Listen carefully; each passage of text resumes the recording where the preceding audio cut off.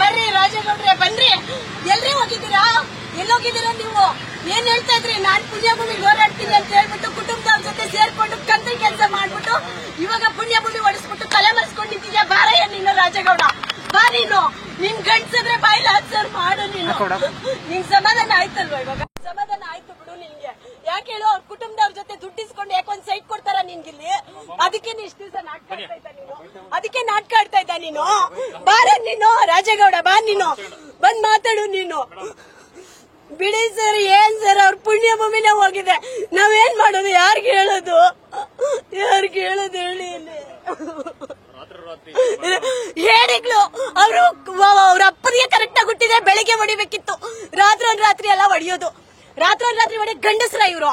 ಗಂಡಸ್ರ ಹೇಳಿ ಅಭಿಮಾನಿಗಳು ಮುಂದೆ ನಿಲ್ಸ್ಕೊಂಡು ಬೆಳಿಗ್ಗೆ ಹೊಡೆದಿದ್ರೆ ನಾನು ಅವಾಗ ಹೇಳ್ತಾ ಇದ್ದೆ, ಇವ್ರಿಗೆ ದುಡ್ಡು ಬೇಕೆ ಕೇಳಿದ್ರೆ ಎಷ್ಟು ಬೇಕಾದ್ರೂ ಬಿಸಾಕಿರೋರು ಅಭಿಮಾನಿಗಳು. ಇವ್ರ ಯೋಗ್ಯತೆಗೆ ಬೆಂಕಿ ಹಾಕ. ರಾತ್ರಿ ಎಲ್ಲ ಹೊಡೆದಿದ್ದಾರೆ ಸರ್, ರಾತ್ರಿ ಎಲ್ಲ ಹೊಡೆದಿದ್ದಾರೆ. ಇವ್ರಿಗೆ ಒಳ್ಳೇದಾಗುತ್ತಾ ಇದು? ಅಭಿಮಾನಿಗಳು ಕಣ್ಣೀರ್ ಬಿಡುತ್ತಾ ಹೇಳಿ?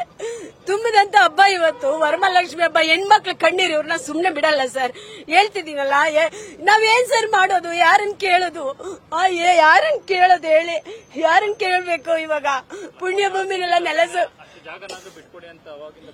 ಬೇಡಿಕೆ ಆಗಿತ್ತು ಸರ್. ಎಷ್ಟೆಲ್ಲ ಹೋರಾಡಿದ್ದಾರೆ. ವೀರಕಪುತ್ರ ಶ್ರೀನಿವಾಸ್ ಸರ್ ಎಷ್ಟು ಓಡಾಡಿದ್ದಾರೆ, ಕೋರ್ಟ್ಗೂ 10 ವರ್ಷ ಓಡಾಡಿದ್ದಾರೆ ಸರ್.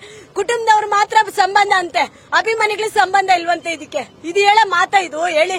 ಇವ್ರಿಗೆ ಭಾರತೀಯಮ್ಮಗೆ ಇವಾಗ ಫುಲ್ ಖುಷಿಯಾಗಿದೆ ಅನ್ಸುತ್ತೆ. ಯಾಕೆ ಹೇಳಿ? ಎಲ್ಲ ಮೈಸೂರಿಗೆ ಹೋಗ್ತಾರಲ್ವಾ ಇವಾಗ, ಅದಕ್ಕೆ. ಬಿಡಿ ಸರ್, ನನ್ಗೆ ಆಗ್ತಾ ಇಲ್ಲ, ಕೈಕಾಲು ನಡುತ್ತಿದೆ ಸುಮ್ನೆ. ನನ್ಗೆ ರಾತ್ರಿ ಹೊಡೆದಾಕಿದ್ದಾರೆ. ನ್ಯೂಸ್ ಫಸ್ಟ್, ನಿರ್ಭೀತಿಯಿಂದ ನಿಮ್ಮ ಪರವಾಗಿ.